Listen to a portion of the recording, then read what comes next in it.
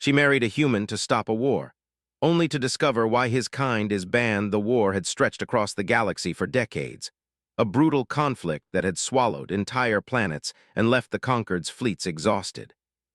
Systems that once glittered with life were now silent, their skies scarred with the remnants of orbital bombardments and collapsing cities. Yet even as the Council debated new strategies and drafted fresh edicts, none could find a solution that might finally bring peace. The enemy was relentless, adaptive, and infinitely patient. Victory seemed impossible. It was then that the Council turned to a solution that had been whispered in the oldest halls of the conquered: a human. Humans had been banned from galactic society for centuries, their homeworld sealed off, their species forbidden to enter any conquered system. Legends described them as violent, uncontrollable, and unpredictable. Many believed they could manipulate minds, technology, and entire economies with nothing more than cleverness and stubbornness. Others claimed that humans had once nearly toppled multiple empires before disappearing into exile, leaving only rumors of their capabilities. Most saw them as a danger best left alone. Yet now, facing annihilation, the Council had no choice. The young Empress, Lyra, had been ordered to enter a binding marriage with a human envoy, a union intended to stop the war and force an enemy that had no reason to negotiate to reconsider its campaign of destruction. Lyra had never expected this. At 19, she had spent her life preparing for leadership, for diplomacy, for the careful manipulation of allies and enemies alike. She had trained in strategy, politics, and the arts of command, yet never in the ways to marry a being she had never met, especially a human, a creature forbidden for countless generations. She stood on the marble balcony of the conquered palace, her hands gripping the cold railing, staring out at the stars. The war had reached her doorstep, and she felt the weight of countless lives pressing down upon her. The arrival of the human was quiet. The transport ship that carried him glided silently into the docking bay, a vessel unlike any Lyra had seen before. It bore no marks of weapons or insignia of fleets. It was plain, unassuming, almost fragile in appearance. When the airlock opened, the human stepped out alone.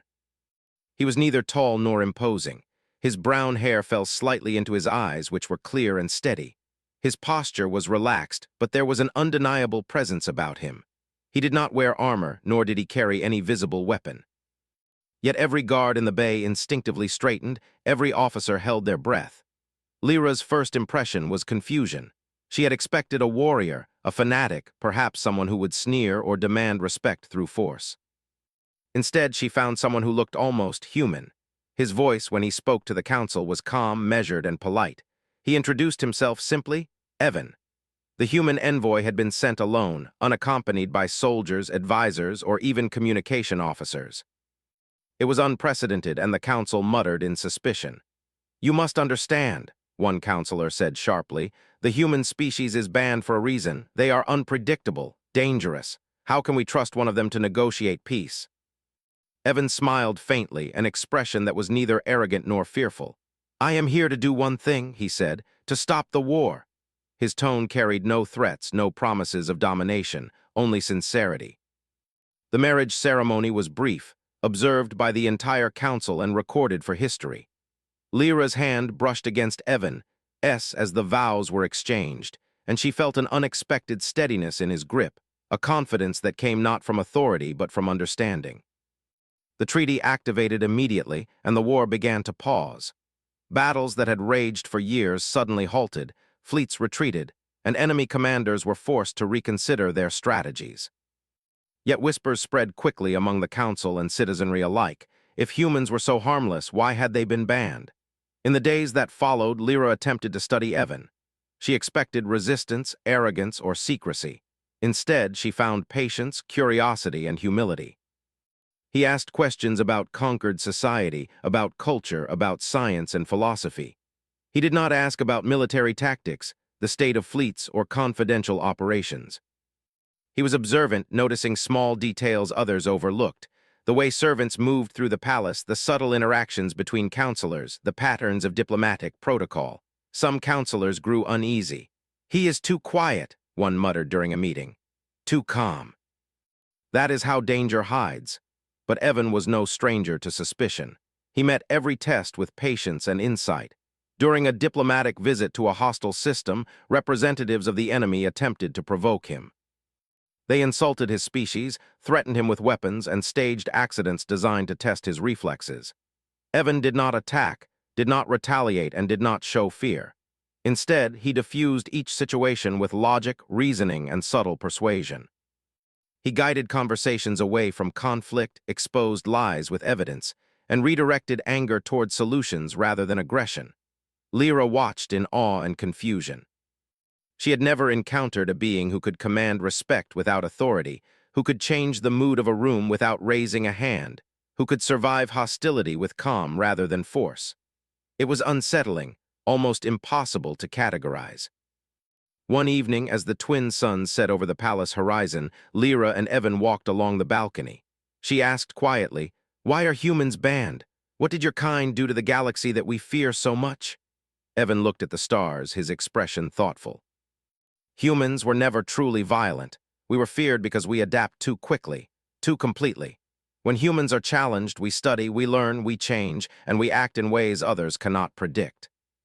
Empires saw it as dangerous because once humans commit, the conflict ends in ways they cannot control."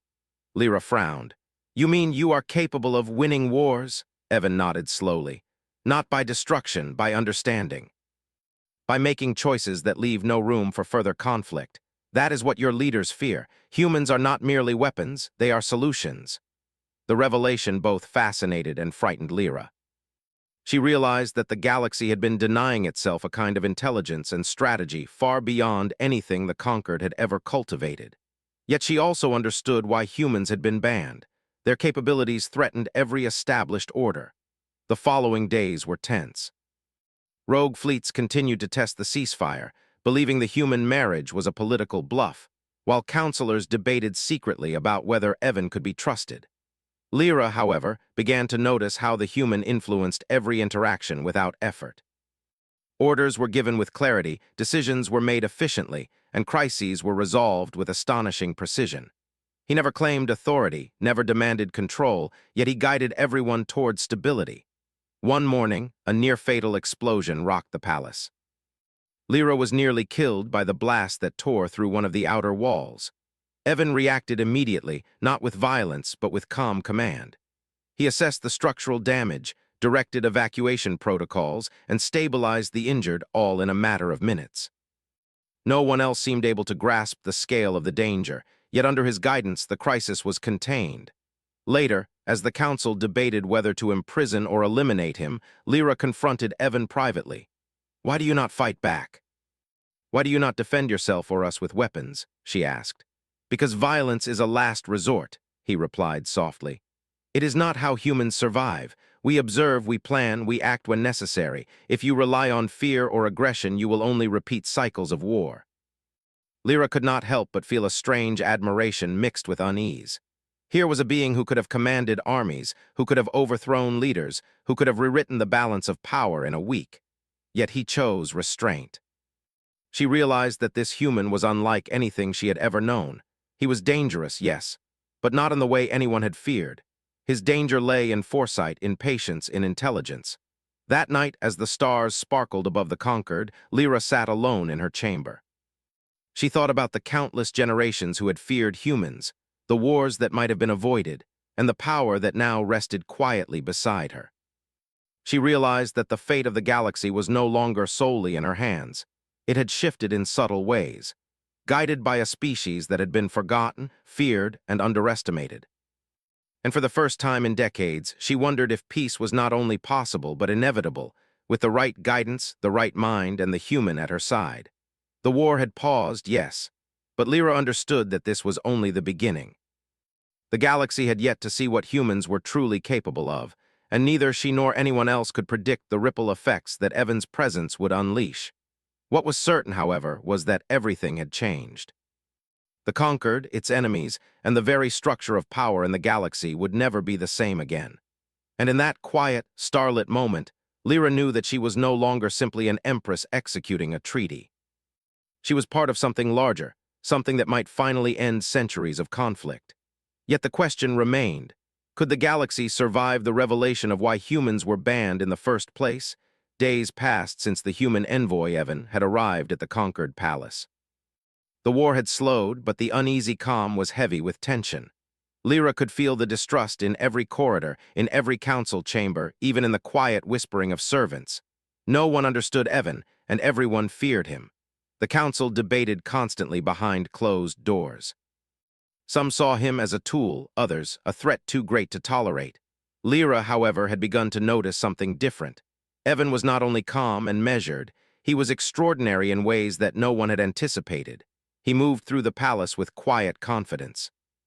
He asked questions that revealed his attention to detail and his curiosity about the smallest things.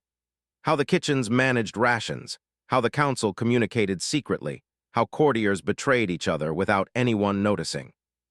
He observed human behavior in the palace with uncanny clarity, even noticing patterns in Lyra's own moods before she was aware of them herself. Yet he never bragged, never forced his opinions, and never seemed to assert dominance.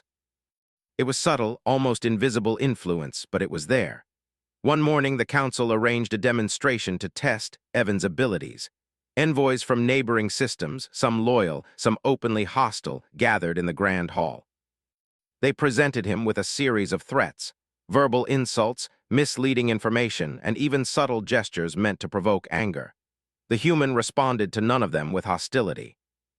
Instead, he asked questions, clarified their statements, and suggested solutions that exposed their contradictions without ever humiliating them. Every hostile action he encountered was diffused with calm reasoning. The envoys left puzzled, some visibly shaken, unable to comprehend how he had neutralized their attacks without drawing a weapon. Lyra, observing from her seat, felt a mix of awe and fear. There was something in Evan that was beyond comprehension. He had no visible power, no technology beyond what anyone else had, and yet he could manipulate outcomes simply by understanding people better than anyone else could. It was a terrifying skill disguised as ordinary intelligence. She realized that this was why humans had been banned, not because they were cruel or violent, but because they could anticipate, outthink, and dismantle conflicts in ways others could not. As the days turned into weeks, Evan began spending more time with Lyra in private. He asked her about her experiences, her frustrations, and the impossible decisions she had to make as Empress. She found herself speaking more openly to him than she had to any advisor, more honestly than she had to her own counsel. There was a strange comfort in his presence, a sense that he genuinely listened and understood without judgment. One evening, Lyra asked a question that had haunted her since his arrival. Evan, if your kind is so powerful in understanding and strategy, why did the conquered ban humans in the first place? What did they fear that was worse than war? Evan's eyes, steady and unflinching, met hers. Humans adapt too quickly. We are unpredictable because we do not follow the same rules others do. When we commit to a course of action, we think ahead, plan for every possibility, and act decisively.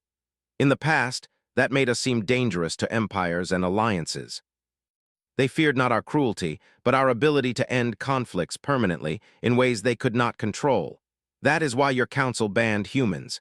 They were afraid of a species that could solve problems rather than perpetuate them. Lyra absorbed his words in silence. She had known humans were banned, had assumed it was due to aggression, but she realized now that it was far more complicated. Humanity had been underestimated, feared for their intelligence and foresight rather than their violence. She began to see Evan not as a simple envoy, but as a living embodiment of a species she had been taught to despise. Trouble soon arrived, as it always did in times of fragile peace. Rogue fleets, still fighting the war despite the treaty, began attacking border colonies. The conquered military scrambled to respond, but their movements were disorganized and slow. Reports came in of ships being destroyed due to miscommunication, of supplies being cut off, and of entire planetary defenses being bypassed. Panic spread through the council. Lyra knew she could not ignore the human at her side any longer. She approached Evan with a request. "I need your help," she said quietly. "Our fleets are failing. We are losing control of the outer systems. I cannot stop this without guidance." Evan nodded. "I will help," he said, his voice calm as ever. "But I need access to the data, fleet positions, supply routes, communication logs. I cannot act without understanding the situation fully." There was a murmur of protest when she presented this request to the council. Many counselors argued that no human should have access to such sensitive information. Lyra insisted. "If we fail, billions will die," she said. "I will take responsibility. Let him help." Reluctantly, the council granted Evan limited access. Within hours, he began analyzing the situation. Lyra watched as he studied the maps, cross-referenced fleet positions with supply data, and highlighted vulnerabilities in both enemy and conquered strategies. He did not issue orders. Instead, he suggested movements, coordinated logistics, and proposed contingencies in ways that no human officer, or alien, had considered. By the end of the first day, Evan had identified weak points in the enemy's supply lines and potential choke points in their fleet movements. He had also advised conquered commanders on how to avoid unnecessary losses, using strategies that minimized casualties while maximizing effectiveness. Lyra realized that this human was thinking not like a soldier, but like a strategist who saw the bigger picture. The next attack came sooner than expected. A fleet of enemy ships attempted a surprise strike on one of the border colonies. Conquered commanders were ready, but the battle unfolded in ways no one anticipated.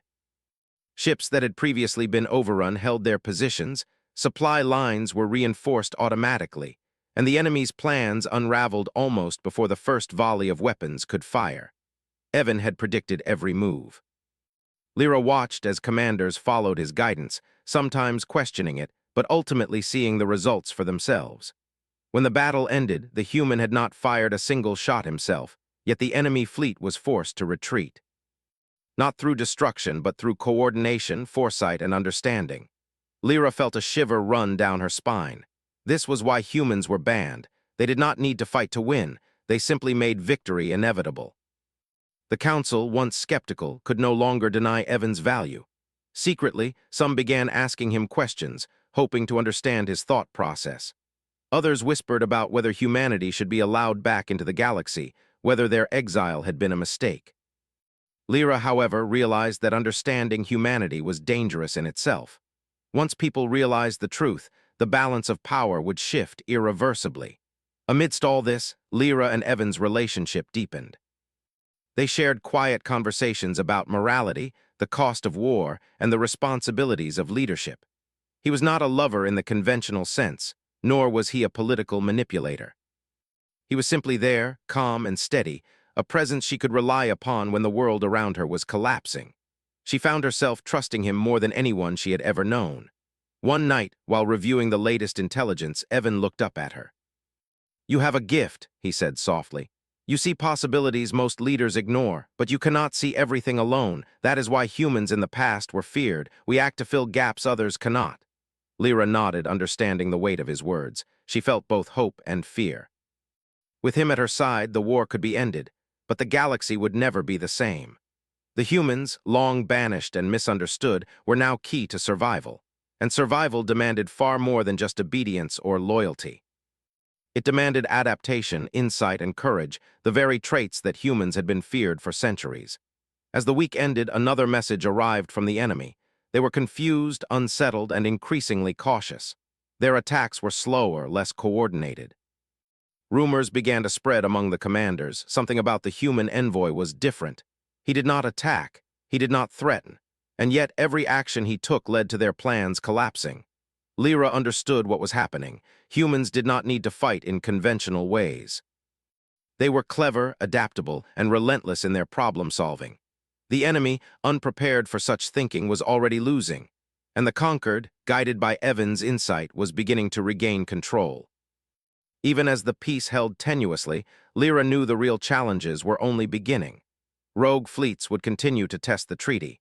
Doubting counselors would try to sabotage Evan's influence, and the question of why humans were banned would continue to haunt every decision.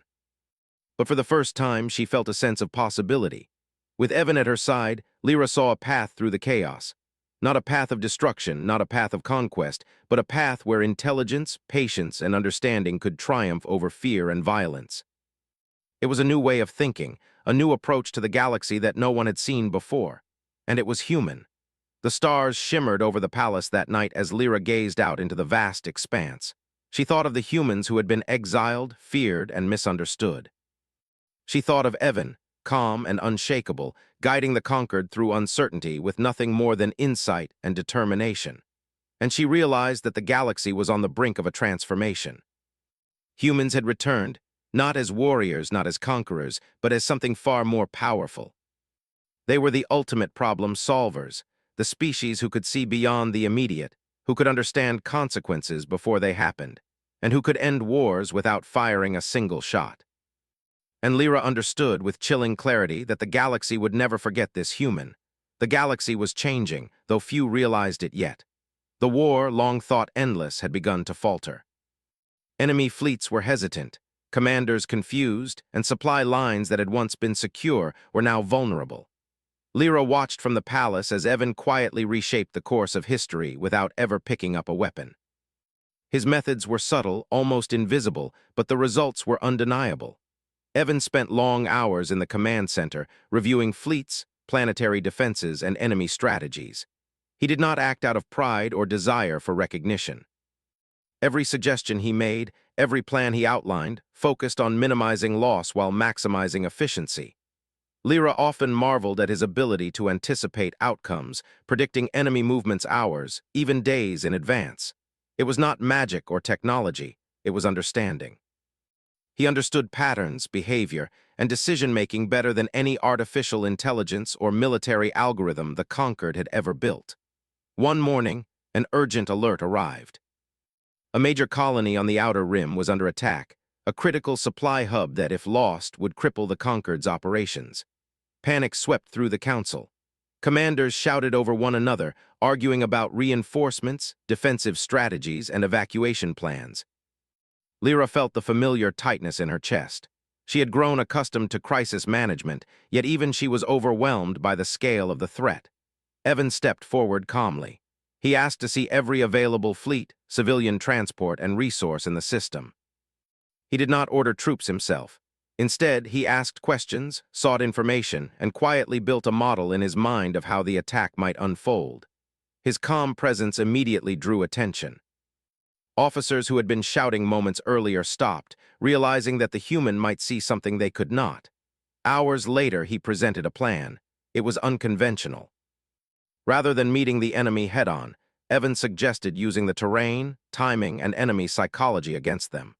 Civilian ships would be evacuated first, but in a way that seemed accidental, forcing the enemy to commit resources to a perceived target.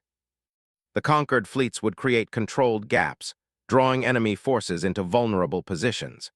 And most surprisingly, he suggested that the conquered commanders leave certain key installations seemingly undefended, a move that made seasoned officers uneasy. "This is insane," one admiral protested. "If we leave those stations unguarded, the enemy will destroy them immediately." Evan met his gaze steadily. "They will not destroy what they do not understand, and once they commit to their assumptions, we will be ready for them." Timing is everything. Reluctantly, the plan was put into motion. Lyra watched as the humans' predictions unfolded in real time. Enemy ships reacted exactly as he had anticipated, falling into traps with precision that seemed impossible. Conquered forces moved like a single organism, coordinated and efficient, striking only when victory was guaranteed. When the battle ended, the colony was safe, losses were minimal, and the enemy fleet had been forced to retreat without completing a single objective. The council could no longer ignore the truth. Humans were not banned because they were violent. They were banned because they were effective beyond imagination. Lyra realized that the conquered's fear had been misplaced all along. Humanity did not seek conquest. They sought solutions, and when they intervened, nothing remained unresolved. As the victories accumulated, whispers began to spread through the ranks. Soldiers called it the human pattern. Fleet commanders noticed that even without giving direct orders, Evan's influence shaped their movements, their decisions, and their outcomes. Lyra found herself both proud and uneasy. The human at her side had become indispensable. Yet she could not shake the fear that once others fully understood his capabilities, the galaxy might respond with panic or hostility. Meanwhile, the enemy, once confident in their superiority, began to fracture. Commanders questioned one another, strategies failed, and morale plummeted. Evan, observing from the palace, noted patterns in their behavior, subtle inconsistencies in communications, and vulnerabilities in their logistics. He shared insights with Lyra in quiet moments, explaining not just what was happening, but why. It was as if he could see the future, predicting reactions before they occurred. One evening, as the twin suns set over the conquered palace, Lyra asked the question that had been pressing on her mind. Evan, why do humans do this? Why do you risk everything for others when your kind has been hunted, feared, and exiled? He looked at her, calm as ever. Humans survive by understanding. We do not seek revenge or power for its own sake. We act because the alternative, chaos, destruction, endless war, is unacceptable. My kind has been banned because we cannot ignore problems. We fix them. That is our nature. Lyra pondered his words in silence. She began to see that humans were not merely capable, they were essential. They brought clarity where others saw only chaos, strategy where others relied on brute force, and solutions where others accepted defeat. She realized that the conquered, and perhaps the galaxy itself, had been missing this perspective for centuries. As the days passed, Evan's influence grew. He began to coordinate relief for colonies that had been isolated or cut off. He improved supply lines, reorganized fleets, and even mediated disputes among counselors and officers. All of this without a single display of aggression. His victories were quiet, almost invisible, yet undeniable. However, not all were pleased. A faction within the council grew restless, fearing that giving too much influence to a human was dangerous. They whispered about the ban, about the old laws, and about the need to eliminate the threat before it became uncontrollable. Lyra could sense their plotting and knew that if they acted, the fragile peace could collapse. Despite the internal tension, Evan remained focused. He had begun to understand the weaknesses of the enemy in ways no one else could.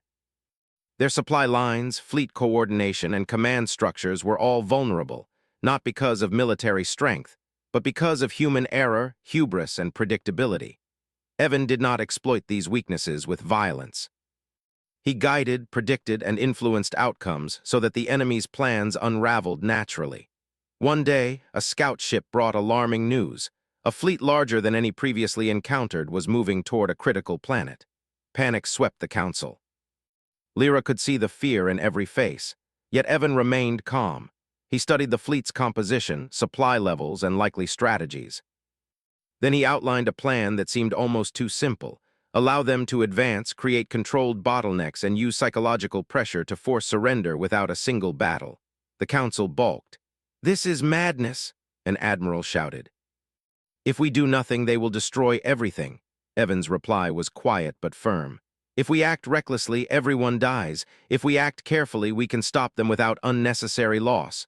Trust is required, but the results will follow." The plan was executed with precision. Enemy ships, expecting aggressive resistance, were funneled into positions that exposed their weaknesses. Communication errors created confusion, and morale crumbled. One by one, enemy commanders surrendered. The fleet disbanded without a major engagement. The conquered had gained victory through insight, patience, and strategy, human strategy. Lyra realized the full magnitude of what had occurred. Humanity had not just survived exile, they had changed the course of the war without resorting to violence. They had proven that intelligence, foresight, and understanding could triumph over brute force, and Evan, quiet and unassuming, was the embodiment of that truth. That evening, she walked with him along the palace balcony. "I understand now," she said softly. "Your kind was banned not because you were dangerous, but because you were too effective. You do what others cannot, you solve problems no one else can, and that scares them." Evan nodded. "Exactly. Humans have always been underestimated. That is why the galaxy feared us. But now the war can be ended, and the galaxy may survive, if it can accept a different kind of power, one not based on violence." Lyra felt both awe and responsibility. She had trusted the human envoy, allowed him access to critical information, and followed his guidance. Together, they had begun to change the fate of the galaxy. But she knew there were risks. Those who feared humans would not sit quietly. The Council, the enemies, and even other species would challenge every step of this new path. Yet Lyra also felt hope. With Evan by her side, the possibility of lasting peace seemed within reach. Not through domination, not through conquest, but through understanding, strategy, and the unique brilliance of humanity. As the twin suns disappeared beyond the horizon, Lyra looked at the stars. She saw a future reshaped not by weapons or armies, but by insight, patience, and the quiet power of a species long underestimated. Humanity was no longer exiled. Humanity was no longer feared merely as a threat. They were the key to survival, the bridge to a new era. And for the first time in decades, Lyra believed that the galaxy could endure, not because of strength alone, but because of humans and their extraordinary ability to see beyond conflict, to predict outcomes, and to create solutions where others could only see problems. The galaxy was watching, though none realized it yet. The human had arrived, and with him came a force far more potent than any weapon: foresight, intelligence, and the determination to make peace inevitable. And the world would never be the same again. The calm that had settled over the conquered was fragile, like glass balancing on the edge of a cliff. Evan had reshaped the war, guided the fleets, and stabilized critical colonies, yet the underlying tension remained. Those who feared humans did not rest. Whispers turned into quiet plotting, and Lyra could sense that unseen eyes followed her every movement. The council, once indecisive, was now fractured. Some praised the human envoy openly. Others, in secret chambers, schemed against him and, by extension, her. One morning, as the sun cast a pale golden light across the palace, Lyra was summoned to the council chamber. The room was thick with tension. Several counselors spoke in urgent, hushed tones about alleged threats to the conquered. They hinted at espionage, at sabotage, and at the humans' influence as a destabilizing factor. Lyra could feel their fear, their distrust, their desire to act before they themselves were forced into irrelevance. "They cannot be trusted," one senior counselor said. "We gave him access to our fleets, our intelligence, our colonies. He may end the war, yes, but at what cost? Do we know what humans want? Do we know how far they are willing to go?" Lyra, now more confident in Evan's judgment, felt her patience tight. "We do not act out of fear," she said calmly. "We act to save lives. Evan has proven himself capable time and again. The war has slowed. Our colonies survive. What more proof do you require?" The counselor's face flushed. "Proof? Do you think he will remain content with guidance? Humans are dangerous precisely because they do not rest. Once they commit, nothing stops them. History shows this." Lyra left the council, unsettled but determined. She could not ignore the warnings, yet she knew in her heart that Evan's motives were pure. He sought resolution, not power. And yet, she realized, the deeper the human's influence, the greater the jealousy, fear, and potential rebellion among those who had long ruled without challenge. It began with small incidents. Supply convoys were delayed, not by enemy action, but by mysterious errors in logistics. Reports were misfiled, communications intercepted, and orders misinterpreted. At first, these mistakes seemed random. Yet Evan, observing quietly, noticed patterns, subtle, deliberate disruptions designed to test him, to undermine his guidance. He shared his observations with Lyra. "They are afraid," he said quietly, looking at her across the command table. "Some will attempt to sabotage our efforts. They fear a solution they cannot control." Lyra nodded, understanding for the first time that the war was not only against enemy fleets, but against internal betrayal. Her role as Empress became more precarious by the hour. She realized that her alliance with Evan, though necessary for peace, painted a target on both their backs. Yet she could not turn away. To abandon the human now would doom the galaxy. The first open act of rebellion came swiftly. A faction of counselors attempted to mobilize loyal fleets to seize control of a strategic planet under Evan's guidance. Their plan was clever but predictable to the human. He anticipated every move, every hesitation, and every overreaction. Using subtle communication channels, he coordinated loyal commanders to counter the insurgents. He did not attack. He did not destroy. Instead, he exposed their plans to the entire council and military command, forcing them into surrender without bloodshed. The conspirators were humiliated, not harmed, yet their fear of humans grew exponentially. They had underestimated the quiet, analytical power of a species that acted with patience and foresight. Lyra watched the unfolding events with a mix of awe and relief. She realized that Evan's methods, so subtle, so strategic, were far more effective than any direct confrontation. Meanwhile, enemy forces, sensing the growing human influence, escalated their attacks. A massive fleet advanced toward a critical border system, intent on testing the conquered's resolve. Lyra feared that the fragile peace might collapse entirely, yet Evan remained calm. He studied their movements, their supply lines, and their likely behavior. Then he outlined a plan that once again seemed too simple to succeed. Allow them to advance, manipulate their assumptions, and turn their confidence into vulnerability. As the fleet approached, Evan's predictions unfolded flawlessly. Enemy commanders fell into traps without realizing it.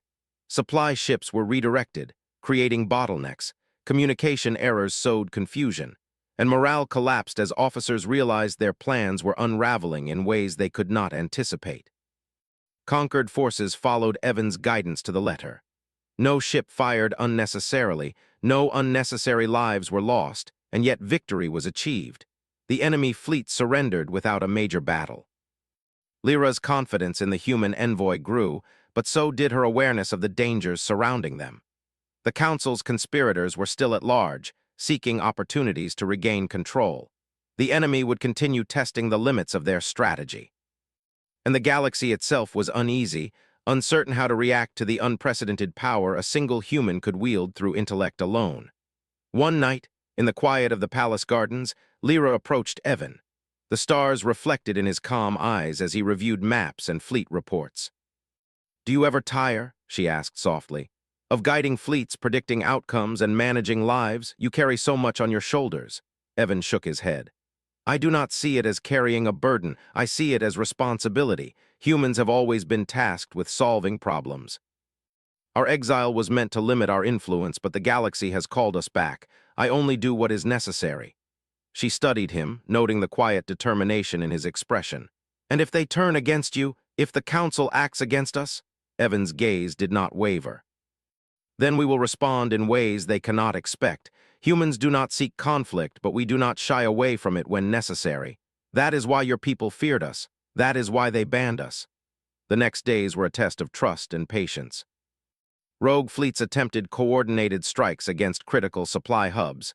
Sabotage within the conquered caused panic, yet Evan anticipated each move. He rerouted convoys, exposed traitors, and used the enemy's aggression against them. Each victory was quiet, unassuming, yet undeniable. Lyra saw that the humans' true strength was not in weapons or fleets, but in understanding, predicting, and guiding outcomes with precision. Even the citizens began to notice. Rumors spread of the human envoy who solves wars without fighting. Some feared him, some revered him, and some simply wondered what this meant for the galaxy's future. Lyra realized that Evan's presence alone had changed perceptions, not through force, but through example. But the conspirators were relentless. One night, a group attempted a direct attack on Lyra's personal quarters, hoping to eliminate her and seize control of fleet command. Security forces were caught off guard, yet Evan, predicting the strike, had already set contingencies in motion. He guided loyal guards, evacuated personnel, and trapped the conspirators without anyone being harmed. By dawn, the attempt had failed completely, leaving the conspirators captured and humiliated. Lyra watched the events unfold and understood that Evan's approach was both brilliant and frightening. He could have destroyed them, yet he chose restraint. His power lay in foresight and influence, not destruction. And that restraint made him more dangerous than any weapon, more unstoppable than any fleet. As the sun rose, painting the skies in hues of gold and pink, Lyra walked beside him. "You have changed everything," she said softly. "The Council, the war, even me. I do not know if the galaxy is ready for humans." Evan looked at her, calm but unwavering. "The galaxy does not get a choice in being ready. Change comes whether they are ready or not. Humans do not wait for permission. We act because it must be done." Lyra realized that the human at her side was more than an envoy, more than a strategist. He was a catalyst, a force of change that could not be ignored. The galaxy's old systems, its fear, its rigid hierarchies, were all vulnerable to someone who could see beyond the immediate, who could act decisively without aggression, who could win wars without firing a shot. She felt a mixture of hope and fear. Hope that the war might finally end, that countless lives could be saved, that peace might be possible.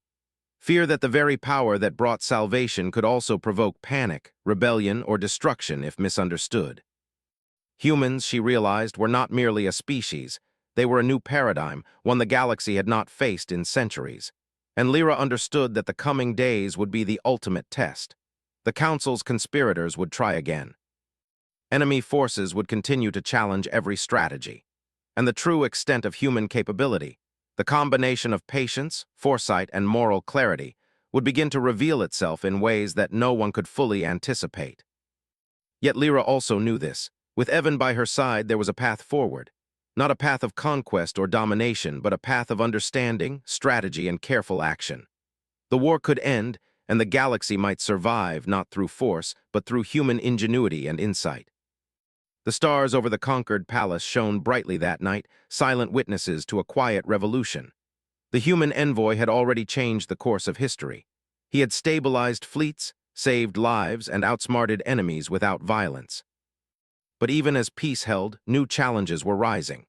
And Lyra, standing beside him, realized that the greatest battles had yet to come, not against fleets or weapons, but against fear, jealousy, and the very doubts that had exiled humanity in the first place.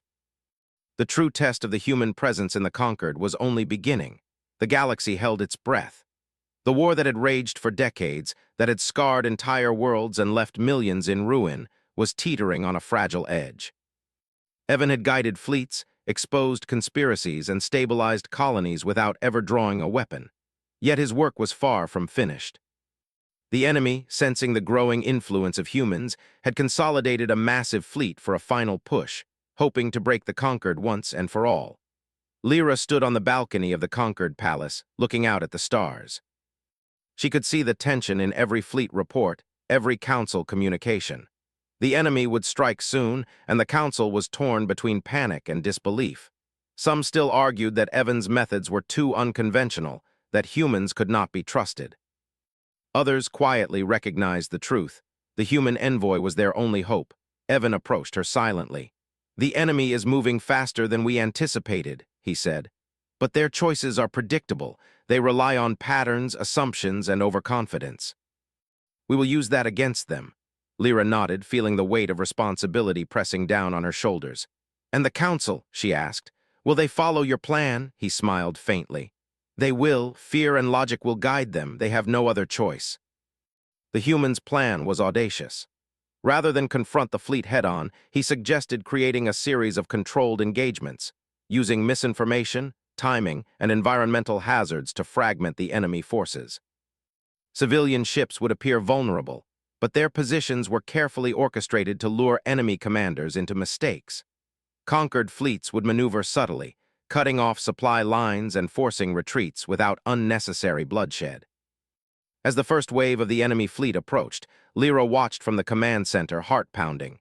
She observed as the human-directed commanders threw calm, measured instructions. Each order was precise, each movement calculated. Nothing was left to chance. Evan's quiet voice guided the ships, and slowly, almost imperceptibly, the battle shifted in the conquered's favor. The enemy, confident in their superiority, walked into every trap. Supply ships were intercepted, communication lines severed, and divisions were created within their fleet. Confusion spread like wildfire. Officers argued, morale faltered, and commanders began to surrender in isolated pockets. Not a single conquered ship was lost unnecessarily, yet the enemy's plans crumbled before them. Lyra felt a mix of relief and awe. Evan had done what no general or fleet commander could. He had won the battle without a true battle. Victory had come through strategy, foresight, and understanding, not firepower. She realized that this was why humans had been feared. They did not merely fight, they solved problems. They ended conflicts in ways others could not imagine. As the last enemy vessels surrendered, a new challenge emerged. The council conspirators, desperate to regain control, attempted a coup within the palace itself. Armed guards stormed corridors, aiming to capture Lyra and seize the strategic command network. Panic erupted. Yet Evan, anticipating the move, had already set contingencies in place. Loyal commanders and palace security acted with precision, guided by subtle signals only he had orchestrated. The conspirators were cornered without a single shot fired. They were captured and exposed to the council, their plans laid bare. Humiliation replaced ambition, and fear replaced defiance. Lyra, watching from the balcony, realized that the human's restraint made him far more powerful than any weapon. He could have destroyed them, yet he chose a path of minimal harm and maximal impact. In the following days, Evan continued to stabilize the conquered. Rogue fleets were disbanded, colonies were reinforced, and internal divisions within the council were resolved through transparency and logic. The human had transformed not only the war but the entire political structure of the conquered. Old hierarchies shifted, mistrust diminished, and a new era of cooperation began to emerge. Yet the most profound change was not in fleets or councils, it was in perception. Citizens across the galaxy began to speak of humans differently. The long-exiled species, once feared and banned, was now seen as a force for stability, insight, and peace. Rumors spread of the human envoy who ended wars without fighting, who solved conflicts that others had deemed unsolvable. Humans were no longer a threat. They were a solution. Lyra found herself walking with Evan along the palace gardens, the twin suns casting long shadows across the marble pathways. "You've changed everything," she said quietly. "The war, the council, the galaxy itself." "I never thought one human could do so much." Evan shook his head. "Humans do not seek recognition. We act because it must be done. The galaxy was in chaos. We did what was necessary to restore balance. That is all."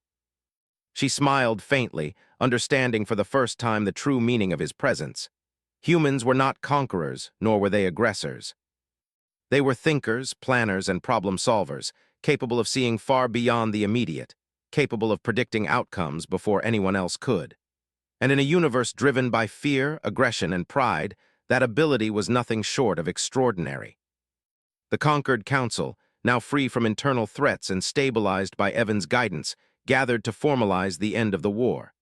Lyra addressed the assembly, her voice steady. "The human envoy, Evan, has shown us that intelligence, patience, and foresight can triumph where weapons and fleets alone cannot. Humanity has returned to the galaxy not as conquerors, but as guides, as problem-solvers, and as partners in peace. Let this be a new era." Applause echoed through the chamber. Some counselors wept quietly, moved by the demonstration of what humans could achieve. Others nodded in reluctant respect.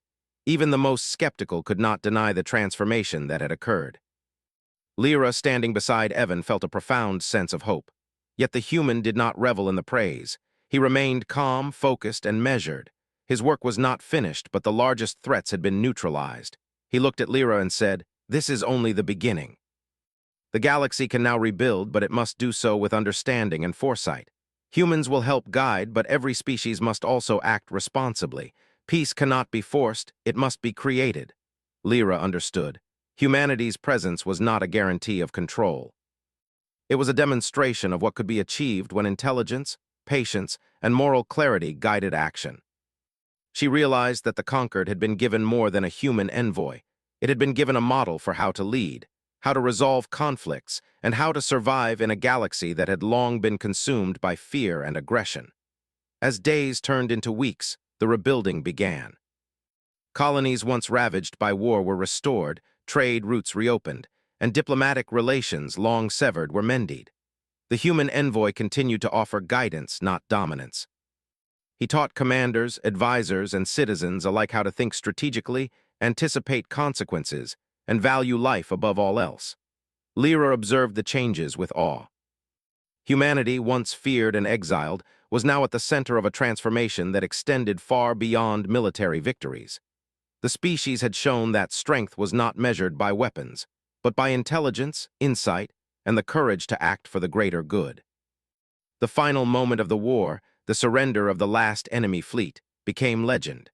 Not because of massive destruction or heroic sacrifice, but because of the quiet, unassuming presence of one human who understood more than anyone else could. The galaxy learned that victory did not always require violence, and peace did not always require compromise. Sometimes it required vision. Lyra stood on the palace balcony one evening watching the stars. She thought of the countless lives saved, the systems restored, and the future that now seemed possible. Evan stood beside her, silent and steady, his gaze also fixed on the distant points of light. "You've done more than anyone could have imagined," she said softly. Evan shook his head. "I only did what humans always do. We solve problems, we adapt, we act when it is necessary. The galaxy only needed a chance to see what we could do." And as the twin suns set, painting the skies with gold and purple, Lyra understood the ultimate truth. Humans had been banned not because they were cruel, violent, or dangerous in the ordinary sense. They had been banned because they could see beyond fear, beyond aggression, beyond the immediate. They could end wars, restore balance, and guide civilizations without the need for domination. They were extraordinary not because of strength, but because of foresight, insight, and courage. The galaxy would never forget this human. Humanity, once exiled, had returned not as conquerors, but as the ultimate problem solvers. And through them, the conquered and the stars beyond had a chance to survive, to grow, and to flourish in ways previously unimaginable. The war was over. The councils were reorganized. Fleets no longer moved out of fear, but strategy. Colonies thrived under guidance and collaboration. And at the heart of it all, one human, quiet, intelligent, and unassuming, had changed the fate of the galaxy forever. Lyra looked at Evan and realized that their alliance, forged by necessity and sealed by circumstance, had become the symbol of a new era. One where intelligence and foresight could triumph over violence and fear, where hope could replace despair, and where humans, once banned, now guided the galaxy toward a future filled with possibility. And above all, one truth echoed through every system, every fleet, and every heart. Humanity was not to be feared for its violence, but revered for its ability to end it.